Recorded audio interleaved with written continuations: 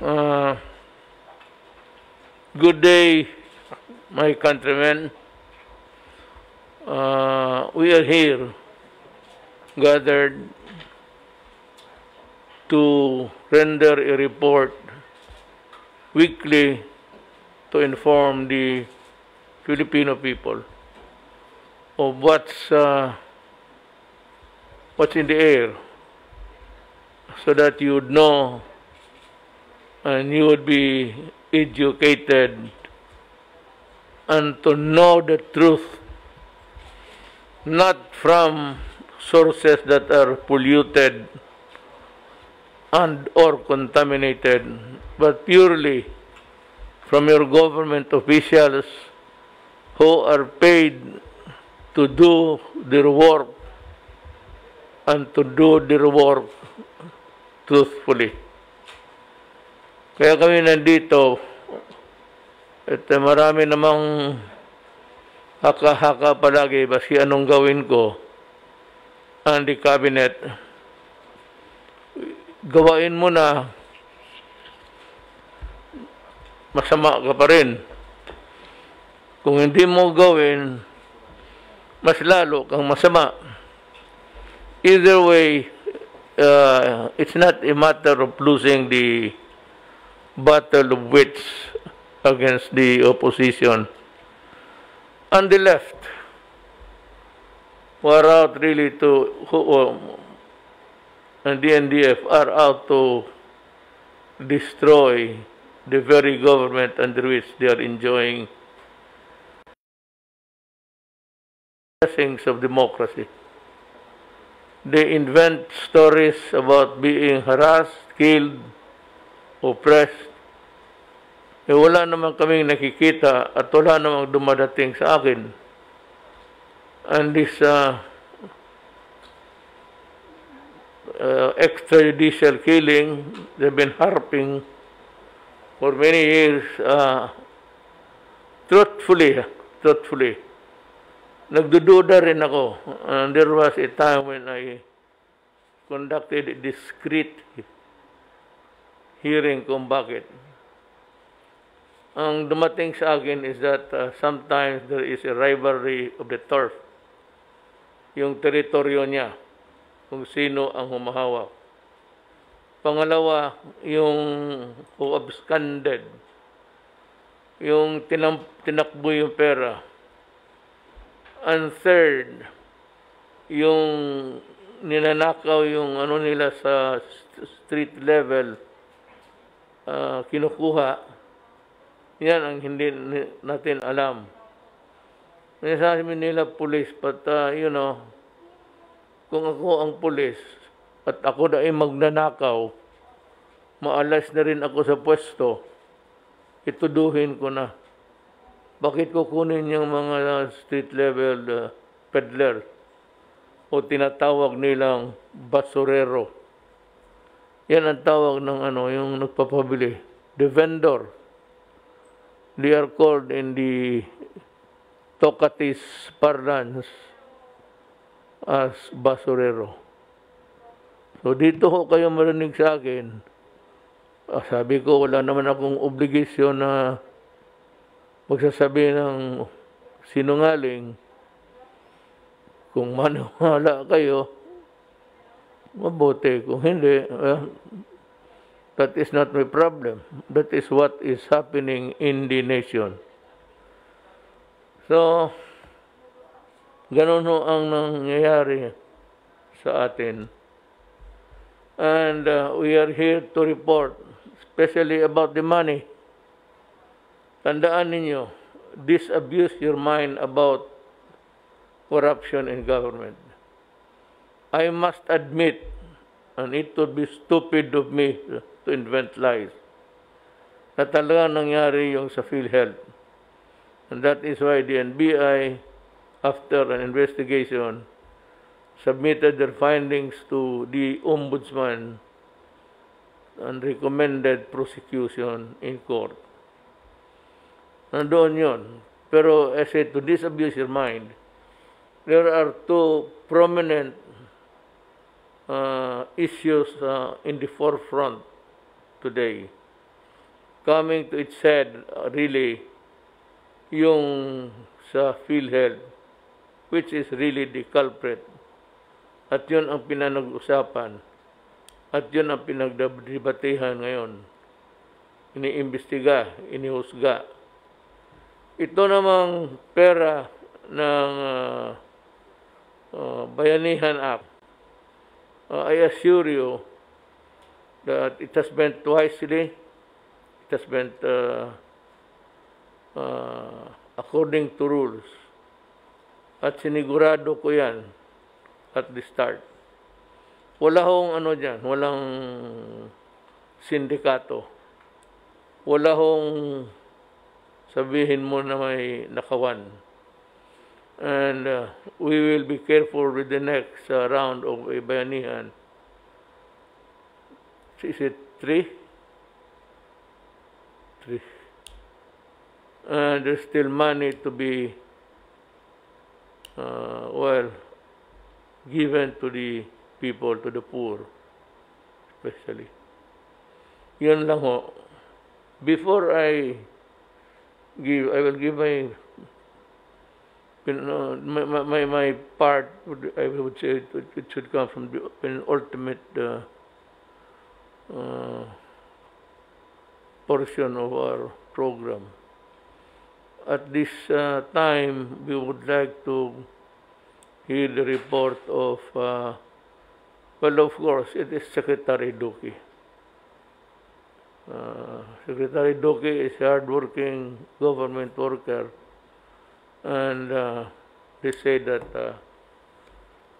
there has been a lot of things I have heard, I've read, and even some advice na dapat daw si Duque, Kauser, ilaglag ko na because hindi maganda sa aking administration. You know, may mga tao na pwedeng ganon. You go for the safe side. And there are a lot of people who do it. Yang gusto na lang nila na mawalaan na ng problema, basta na lang, sige, paalisin mo na lang, sabihin mo. Ako po hindi ganon. Ako'y abogado, and I know what is probable cause and prima facie. These are the two phrases that are important before you can file a case in court. Problem is, I have reviewed, hindi naman yung cursory reading really, and I have yet to find yung sabi nila na ididemanda si Duque dahil may kasalanan. I have read the findings. For the life of me, I cannot really find a good reason to prosecute an innocent man. Mine is to not really prosecute just for the sake of somebody being prosecuted. My job is to see to it that the rule of law, the rules for or against a person are followed. At marami sinasabi, rule of law, hindi ka naman sumusunod, marami kang pinapatay. Wala ho akong pinatay na tao. And I never magtanong ka ng isang pulis dito sa Pilipinas. Magtanong ka kay Secretary Anyo sa DILG.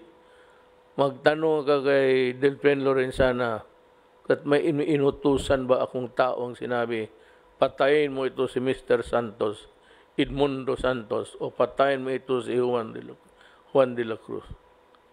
I never do that.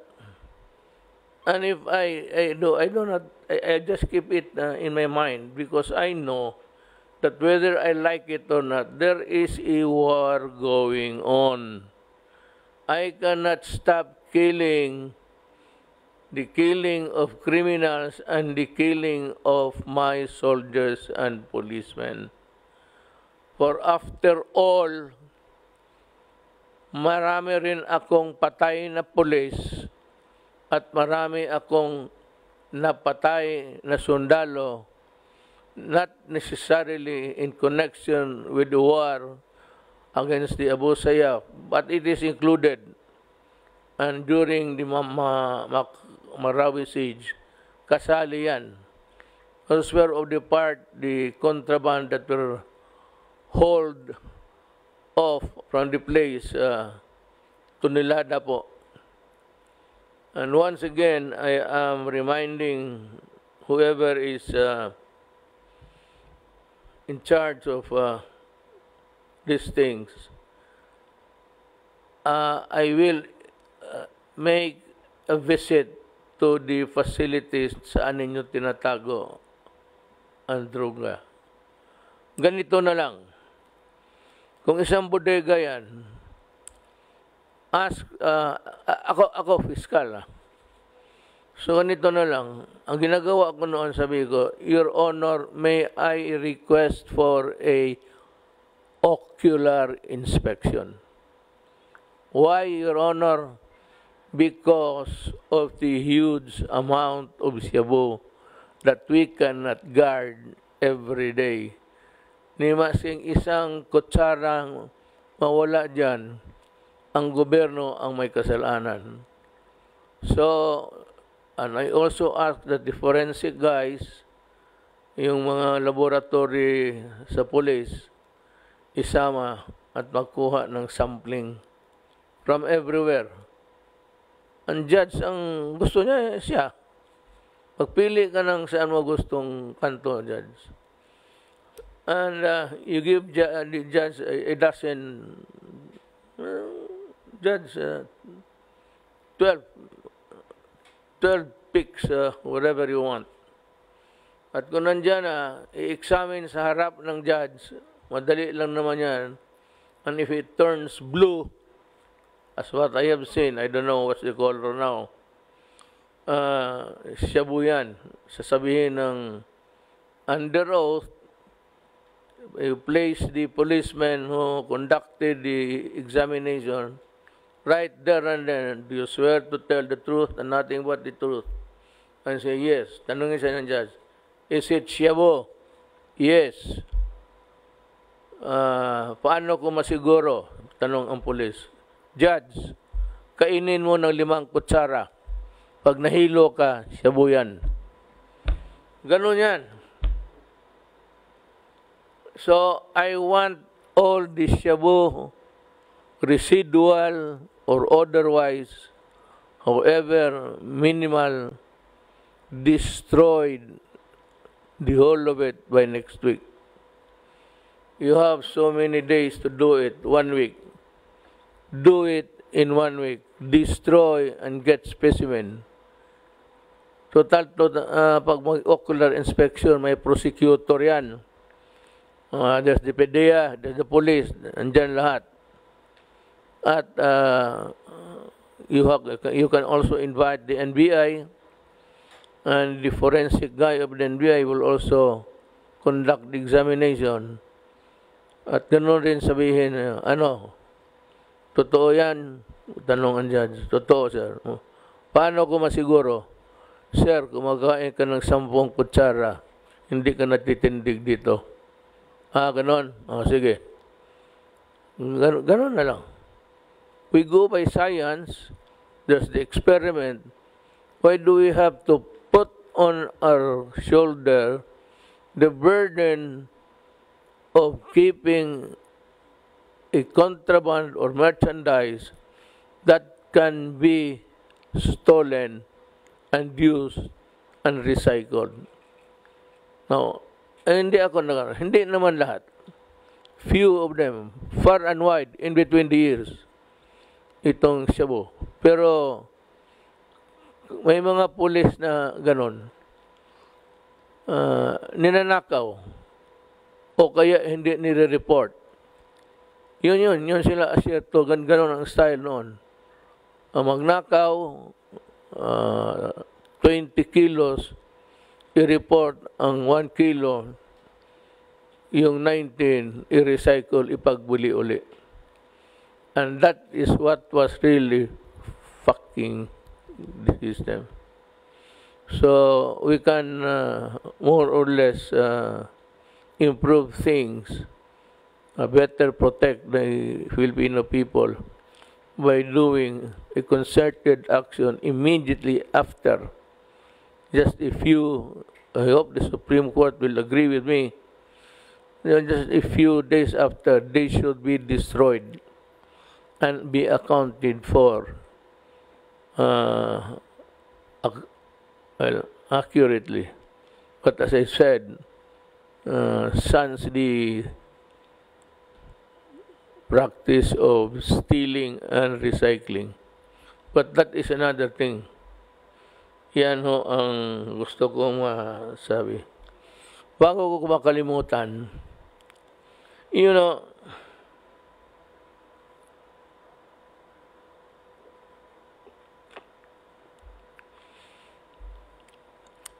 this is not the first time na nangyari ito sa ating bayan. I think that every new implementation of a rule or a measure or a regulation or something novel that is being introduced into the system of government, mayroon talagang nasasaktan unnecessarily. Kaya ako, nagpuputang ina dahil all these things you can avoid. Just a little bit of maybe humanity in you. Alam mo itong, hindi ko binasa kasi pag ayaw ko yun, bubuisit na ako. Itong beep card. This is not, wala si Tugadi dito yung mga tao mo, Art. Mag-introduce ka ng card, tapos ipublish mo sa newspaper, Manila Times or whatever, Daily Express, Mirror. Basta kaibigan ko, hirap ako mag-pronounce ng title nila. Tribune, isa ka pa. Tribune, lahat na. Mabasa mo itong lahat, mga Pilipino, sa opisina nila, especially the working middle class, it's easy for them to imbibe all of these things and know what to do next. Ang problema nitong lecheng ito is, you only publish it in newspapers and even radios na puro English. If at all, there is a time dedicated it for the vernacular. Ang problema, kulang. May mga tao hindi nakikinig sa radyo, lalo na mahirap sa kanila. Ano ba sa kanila yan? What is it in government that really concerns us, that really bleed their hearts for us? Wala. Basta sila, sunod lang. Pag sabi ng pulis, dyan, huwag kayong dumaan. Dyan, huwag ka, huli ka. The poor guy, yung wala masyadong means of yung transmittal, yung conveying of the news that are really worthy. Ito yun silang basta-basta nakasanayan na lang. Now, itong beep na ito, beep na yun, okay yan. Wala akong problema. Ang problema ko kasi itong maliliit. At marami yan. Mas marami yan kaysa mga the so-called mga edukado. Mas marami yan sa daan. Mas maraming ignoranteng Pilipino kasi walang panahon mag-aral walang pera, o kaya wala talagang, there is nothing in life that would impel them to seek an education. So ito sila, pagpunta sa Quiapo, lalo na mahirap, dala lang nila yung tamang pamasahe. I don't know the exact fare. I have never tried riding a public conveyance nowadays. Matagal na. Magpunta yan doon, hindi alam yung beep card na bilihin mo, tapos diladala nila ng pera, tama-tama lang. Pagdating dyan, sabihin ninyo na sinabi na yan, binalita na.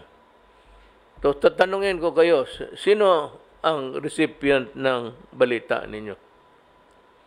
Now tell me, do you have a classification of the persons that you have transmitted to the news strategy or setup?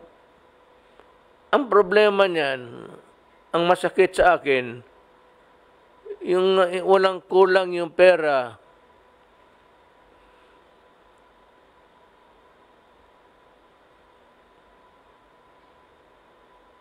At hindi sapat yung dala niya. Yung iba naman, may pera, hindi naman nakakasakay. Kasi beep ng beep nga eh. Alam mo, kung ganun ka, if that is how it is being implemented hurriedly, or it's or public interest that it be implemented kaagad, make provisions for these people, those who have not heard, those who will never hear it, and those who have really nothing in life. Magpreparar kayo ng Ngayon sabihin ninyo, alam mo, baski yung mga loko-loko. Alam mo, sa totoo lang, ganito yan eh.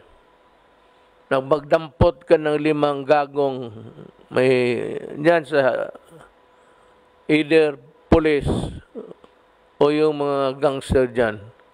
Yung may hawak, alam ng police yan. Sigurado ako. 100% sigurado ako. Dati akong police eh. Mag-pick up ka ng 5 dyan. Turo mo sino yung mga gago. Bantayan mo na hindi makahingi, hindi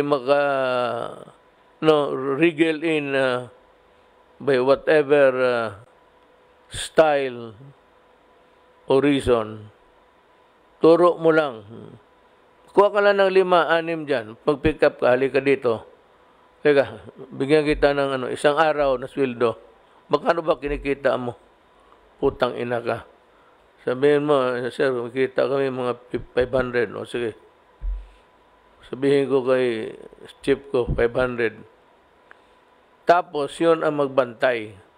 Yun ang magturo na yan, taga rito yan, taga rito. Madali yan eh. Kung gusto mo talagang gawin, madali. So, a host of ways to do it. Ayaw ko nang makita sunod na you have failed to make some provisions for this. You have to have extra beep dyan na magbigay kayo ng card na hindi mag-beep, mag-ek lang, okay na yan. Basta pasakayin ninyo ang mga tao. Yan ang gusto ko mangyari. Shabu on the riding public, na lot of them, yung iba, maglalakad na lang. Ako may experience ako sa gano'n na bagay, pero ayaw kong sabihin mo nagpapahiro ako. But, mga kasama ko sa dormitoryo, there are times sa buhay, may panahon sa buhay, meron ka, may panahon sa buhay, wala ka talaga. matay ng tatay ko, wala talaga kami. So, ayaw ko na lang ikwento kung anong nangyari. Pero,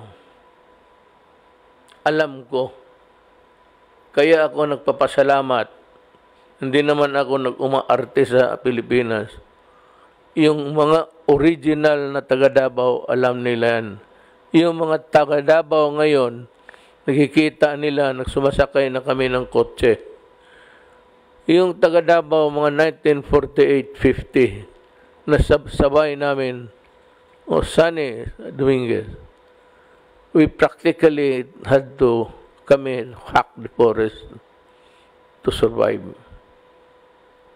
Eventually, kami ni Sunny Dominguez nagkapareho ng subdivision. But it was never really a thing that you would call a comfortable life, just like that. Kaya kami pumunta ng Davao kasi mahirap lang kami. Kung mayaman ang nanay ko, kung yung nyugan noon sa Iligan, alam mo man, pampamilya sa Muslim, sa lalaki man talaga lahat yan. Ganon rin sa Chinese. Sa Chinese, lalaki rin talaga yan. So nanay ko decided to, eventually she had her share. Na land reform naman, natabla rin. Just the same, itong mga ito, wag ninyong sabihin na itong sa mesang ito. Wag ninyong may milyonaryo dito. Wala. Walang masabihin mo mayaman dito na komportable yung buhay. Kaya sa katanda namin, nagtatrabaho kami. Kita mo ngayon. Yan ang istorya. Kaya huwag ninyo akong lukuhin. Kasi pulis ako. Pagka mayor ka ng isang syudad for 23 years, mas pulis ka pa sa pulis. Sa totoo lang. You are more than a police than a police. Yes, Mr. President, now that you have made the wise decision to convene the cabinet on the matter of the economy, may I suggest, Mr. President, that I share with you the results of the opening of school, because it's also related in a manner of speaking yes. to the economy. Yeah. I made an opening statement where I said that COVID-19, which has destroyed our lives and destroying our economy and society, we will not allow COVID-19 to destroy our children's education. Today, Mr. President, we had 24.7 million learners, and this is 89% of last year's numbers, and is higher than the 80% adjusted number which was assigned to us by NEDA. So we surpassed the target of 80% of last year's enrollment. Ang public schools, Mr. President, halos 100% ang enrollment sa public school. Pero ang sa next slide please, sandali, sige pa. Next slide, next slide, ayun. Makita natin na ang total enrollment ay 24.7. Every day, Mr. President, the number is going up. Sa public, 22.5 million, which is already practically 100% of last year's enrollment in spite of the pandemic.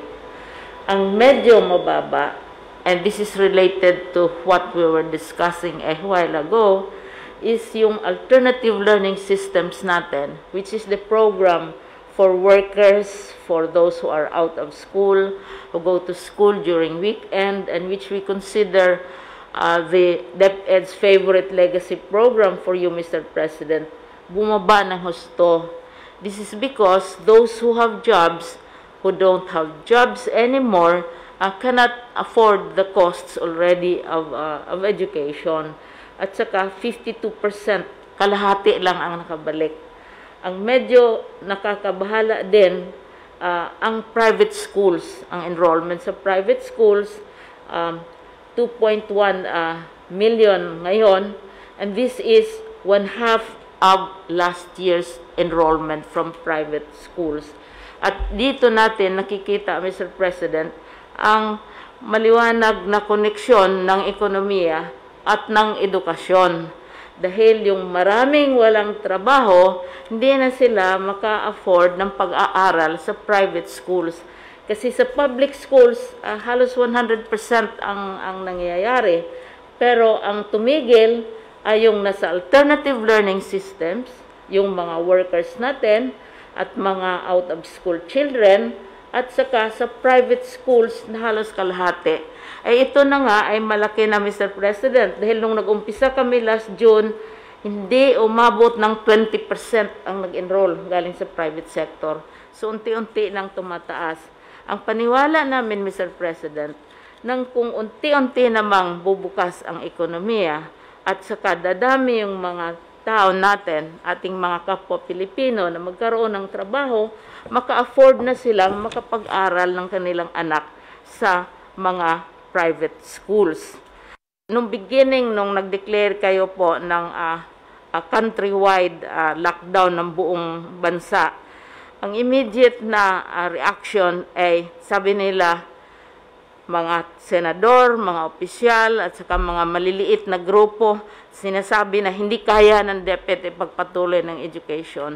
Sabi nila, di kaya, isang very famous senator sinabi niyan, tigil ang edukasyon. At saka, while matindi ang debate natin sa coronavirus at saka ang bansa, ang ekonomiya, ang isang matinding debate din yung edukasyon. Kasi mayroong tinatawag na movement na tinatawag academic freeze. Tigil ang edukasyon. Hindi kaya ng departamento at kailangan hintayin kung kailan magiging possible na. Kaya ang sinasabi namin, yung pagdeklarar ninyo ng September 5, yun ang opening na magklase tayo, ay isang victory yan para sa education. Dahil itong mga kalaban natin ay nag-i-insist na education freeze. Gusto nila sara lahat dahil hindi kaya ng DepEd, hindi kaya ng pamahalaan. Ang nangyari, Mr. President, at ito ay nakaka-touch talaga dahil no less than the President, nagsabi siya he's willing to scrape the bottom of the barrel. You have the Department of Finance, the Department of Budget and Management, IATF, civil society organizations, lahat sila sa Senado, si si Senator Christopher Lawrence Go. Ang dalawang committee sa Senate, they all came out and said na kailangan talaga yung ipagpatuloy ang edukasyon. So hindi lamang DepEd ang nagsasabing ipatuloy ang edukasyon, ang Presidente nagsabi, ang Legislature nagsabi, ang civil society nagsabi, and even our foreign partners, and Secretary Dominguez knows this, nagsabi silang hindi pwedeng itigil ang edukasyon. Kasi yung mga pag-aaral natin, nagpapakita na paglalampas ka ng 2 buwan ng isang bata ay wala sa paaralan, malilimutan na niya lahat ang naturo sa kanya.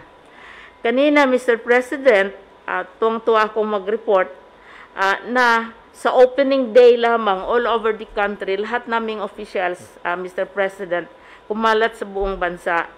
Tiningnan nila, minanman nila kung anong nangyayari dahil simultaneous opening. 1.5 million viewers sa Facebook pa lang. At saka 371,000 engagements, napakaraming approval rating nationwide. At saka kung 24.7 million ka mga bata ang nag-enroll, Mr. President, ibig sabihin halos 50 million ka-parents, mga grandparents, lolas, ates, kuya, lahat, ang gobyerno, nagkaisa, hindi lamang ang Department of Education, talagang they came to the support of education. I'm happy to report ho na our collections, we have 3 sources of funds in the Philippines. The first source, of course, is the taxes. Okay? From from January 1 to September 31, BIR and Bureau of Customs was able to collect 1.821 trillion pesos. That is higher than our estimate of 1.682 trillion. So we are 8.26% over our estimate. So our collections are good. The BIR and the BOC are doing a good job. Of course, the total collections compared to last year are lower kasi mas less ang business activity ngayon. Expected. Yeah, so we are 12% below last year. The second source of funds we have is loans. Most of our loans are taken from the domestic market. And I'm happy to say that since the BSP has provided a lot of liquidity to the banks and to the local market, we have been able to borrow from the local market. About 70% of our borrowings come from the local market, from pesos, and about 30% from abroad. So our loans from abroad are still coming in. We have signed up almost $9 billion worth of loans. The interest of these loans are very low and the term is very long. So we have to thank our multilateral agencies and countries like Japan who have been providing good financing for us. The third source of funds we have are dividends from our state-owned companies. Last year, the whole of 2019, we collected about 65 billion pesos from our state-owned companies as dividends.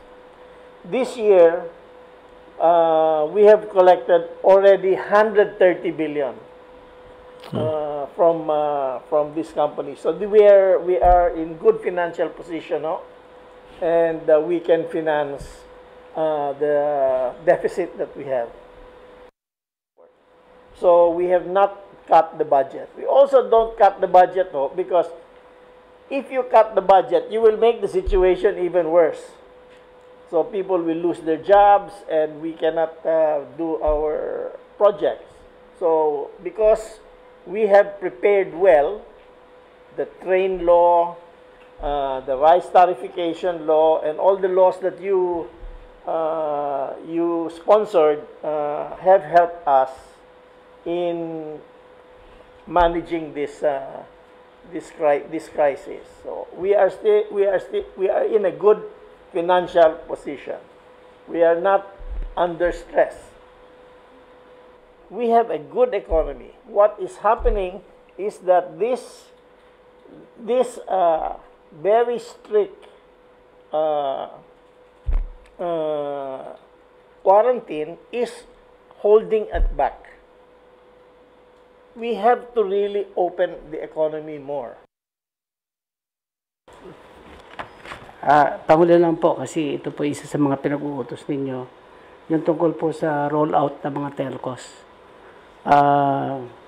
The world and the country have gone digital. So, kailangan po talaga natin itong pag-layout ng mga towers because sa klase natin, puro online classes na. Doon po sa base na pinag-utos ninyo, mabilis na po yung pag-approve ng ating mga LGUs sa mga applications for permit and clearances. Last week po nung nag-usap tayo, 574 po yung na-approve. Tumaas po ito, naging 1,171 this week. So, ibig sabihin po, doble po. Ang natira na lang po ay 428 applications. Puro bago na po ito. So, ibig sabihin po ay complying at very commendatory po yung Manila LGU under Mayor Isko kasi ginawa nila one time, lahat talaga po ay in-approve nila. So, no more pending in Manila. So, I hope all other LGUs will follow. doon po rin sa Bayanihan 2, Bayanihan Act as 1, Part 2, pinakinggan din po yung inyong utos po. May isang provision po dito sa Bayanihan 2, ang automatic rollout ng telcos sa pagtatayo ng PTTIs or Passive Telecom Tower Infrastructure. Ni-waive na po lahat ng mga requirements dito except building permit and height clearance permit. Automatic po, pag makomply na lang permit, approved na po, and this will go on since last month up to the next 3 years. So, I don't think may reason pa po yung ating mga telcos na sabihin nahihirapan sila. Meron na po talagang provision sa batas para makapag-layout sila ng mga towers at magamit natin. Yun lang po, Mr. President. Thank you.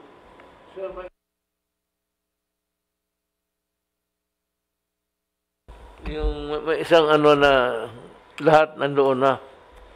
But I said I think it was approved by the barangay, but it hit snag again in the mill, in the grid of ano sa about 4 briefers ago. Ipahanap ko na sa ano sa staff mo. Nabasa ko lang.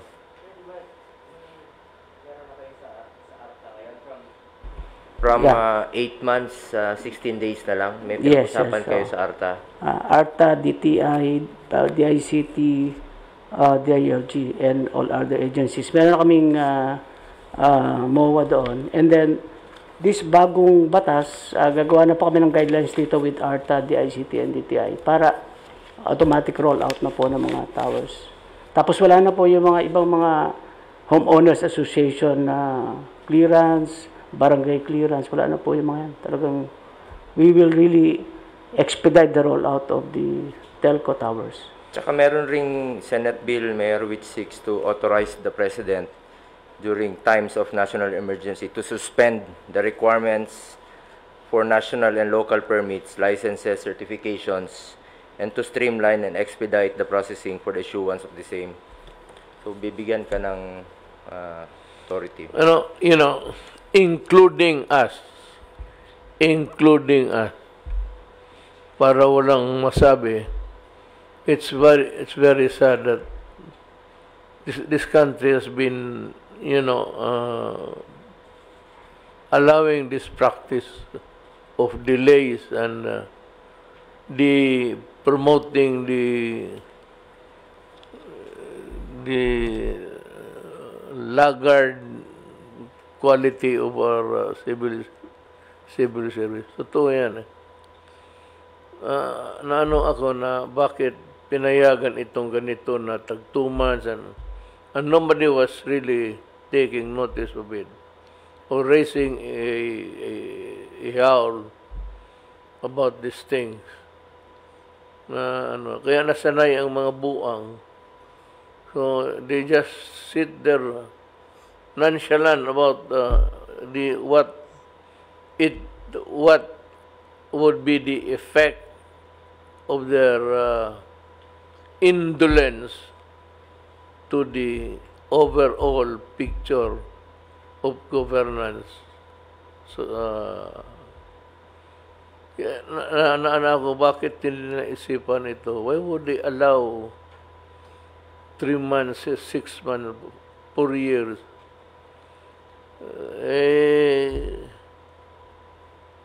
Kaya may ibang sa cabinet, I had to ask them to leave because despite of my pleadings, almost begging everybody to do it faster.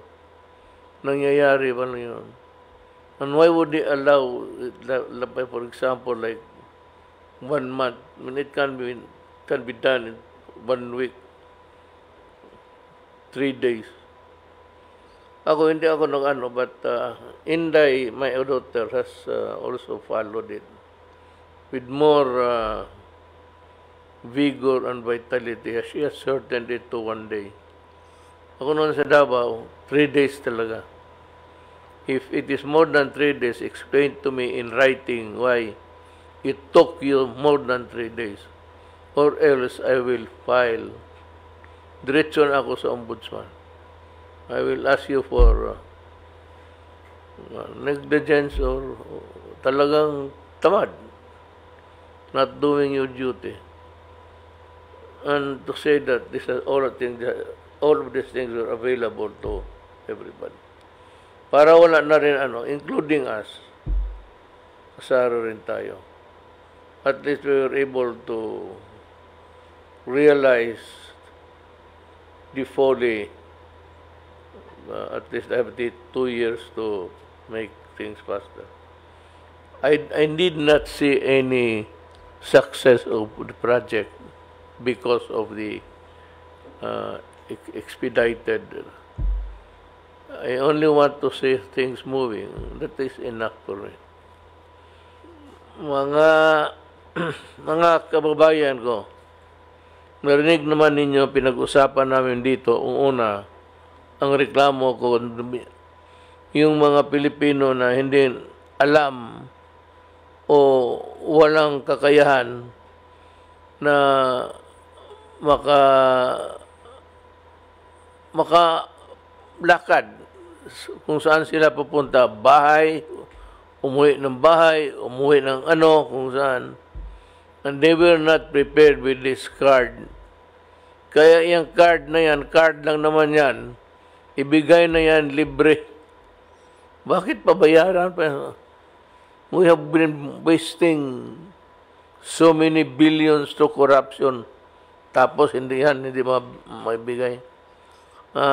That's why I would like to talk to Secretary Tugadi next meeting, because I would raise with him the possibility of giving it free. Yung first day of nakita ko, kawawa yung may mga babae na yun lang ang pera nila, tapos they have to take 2 travels, kulang na sila sa pera nila kung magbili pa sila. It was almost it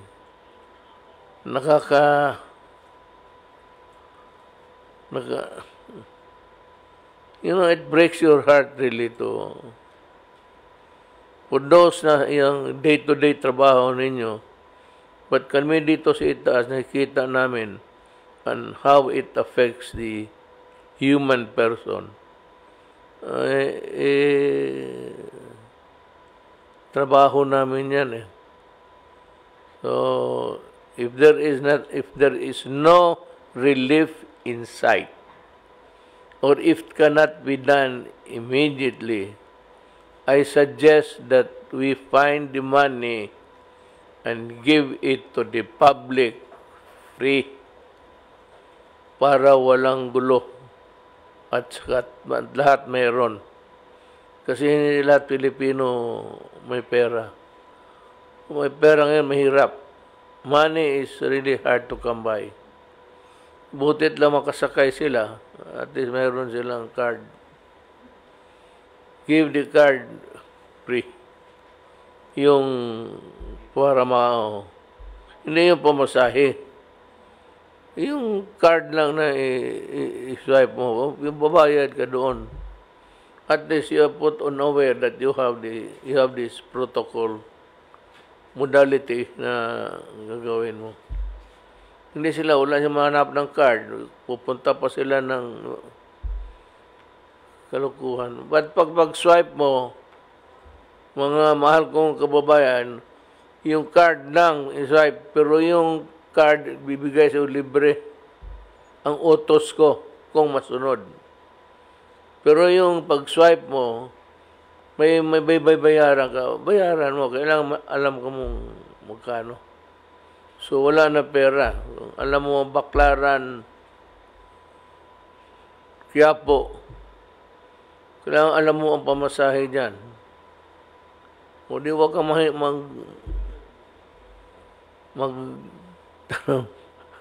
naalala ko, ma'am, nung una kong sa Manila, mga 1 month siguro, pinasyal ako ng mga Bisaya. Alam mo, hindi ko alam. Kala ko yung mama, Bisaya kay mama. So, ang tawag ko doon sa Karyedo kami, rubber shoes. Sinabi ko doon sa babae, mama. Ano? Mama, sabi ko, hindi ako mama. Gusto ko tawagin aliw, mama. Sabi ko, ano pala itong putang inang mama dito? Kala mama na. Mama na you chew the beetle nut. Totoo yan. Totoo nangyari yan. Na, talagang Bisayang ignorante hanggang ngayon. Well, anyway, I'd like to thank you, mga kababayan ko, for bearing with us, listening, trying to get the gist of what we're talking about. So Monday we'll have a cabinet meeting, and there will be some far and wide decisions to make. I'm not sure that it will succeed, but at least it will be discussed for you. Maraming salamat po.